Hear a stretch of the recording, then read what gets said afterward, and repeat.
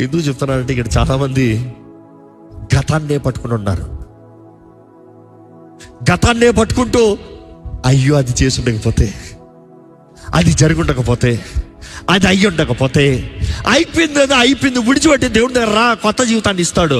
ఇంకా అది అయ్యి ఉండకపోతే, అది అయ్యి ఉండకపోతే నేర్పించాడు పాఠాలు. నేర్చుకో. తప్పిపోయిన కుమారుడు తప్పిపోయి వచ్చాడు కాబట్టి ఇంకా బెటర్. ఎప్పటికి పోడు. తప్పిపోయిన కుమారుడు తండ్రి ఆపలా, పోరా పో పో పో పో, నువ్వు వస్తావునో తెలిసి నీ కొరకు ఎదురు చూస్తా ఉన్నా. ఎందుకంటే నేను లేకపోతే నువ్వు బ్రతకలేవు, నువ్వు తిరిగి రావాల్సిందే. నీ రాక కొరకు ఎదురు చూస్తున్నా. అసలు బిడ్డ తప్పిపోకుండా ఇంట్లో కూర్చున్నాడు అంటే ఎలాగ ఉండేవాడు?